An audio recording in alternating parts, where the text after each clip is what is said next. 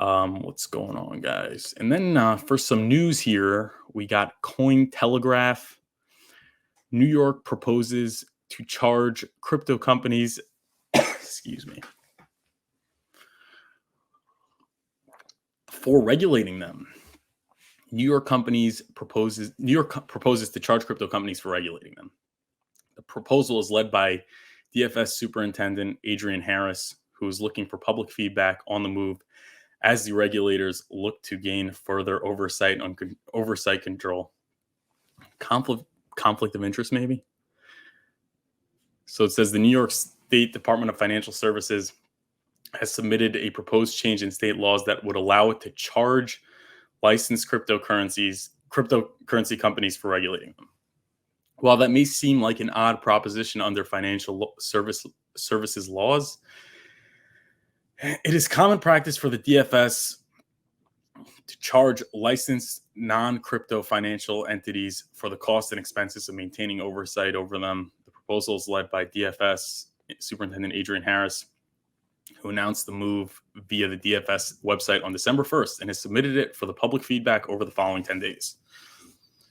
Essentially, Harris is looking to bring digital currency businesses in line with other regulated financial entities in the state, as FSL did not have a provision for crypto companies when crypto regulation was adopted in New York in 2015. Harris also outlines that these regulations will allow the department to continue adding top talent to its virtual currency regulatory team.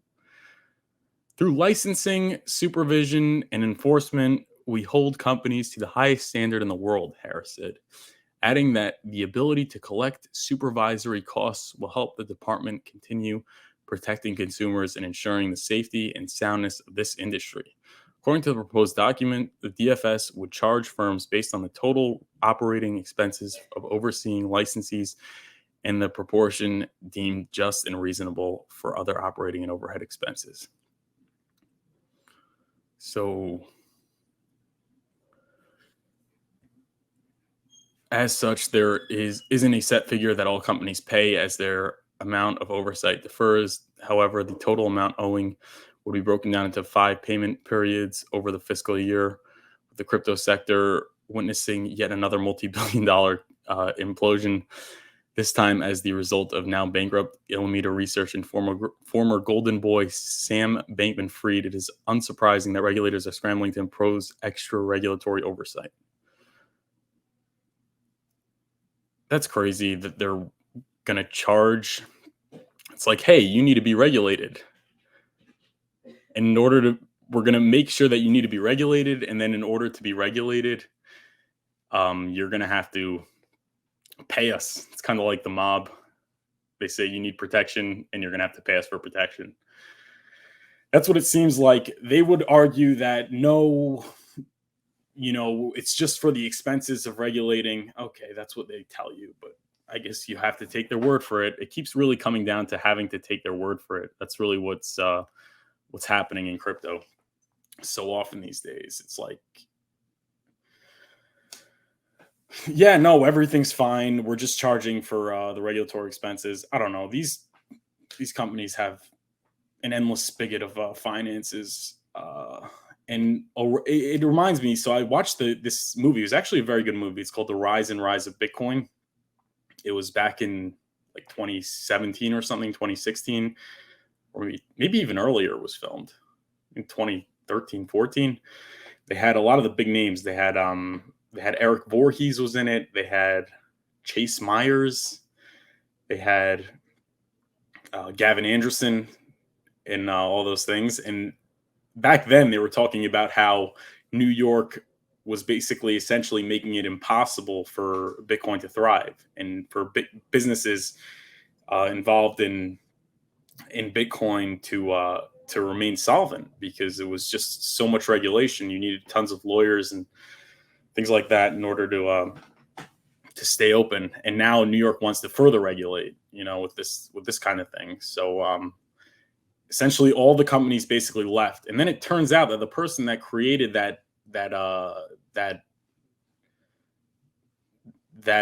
those regulations ended up leaving and basically ended up he ended up leaving the regulatory agency, and he ended up creating a consulting firm that helps crypto companies follow the regulations in New York and things like that, which is ridiculous. I mean, revolving door kind of thing. He creates the tough regulations that are impossible to navigate, and then he creates a consulting company that helps people navigate those regulations. So that's extremely corrupt. There's a huge conflict of interest. It's extremely unfair, and it's why New York has been so behind the eight ball when it comes to crypto. And so few exchanges could really give services to people that live in New York, and that's really what it comes down to. I mean, it is important for there to be regulations, but generally these regulators don't understand crypto. They, I guess, overregulate. The regulation is not user friendly. It's not target, and they're often missing what they should be regulating, and just increasing the bottleneck for adoption, really.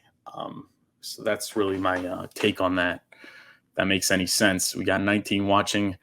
Please hit the like and subscribe button, and please click the link in the description for my email list and just put your email there. It'll take a second. I'd really, really appreciate it. It's not your platform, not your not your viewers.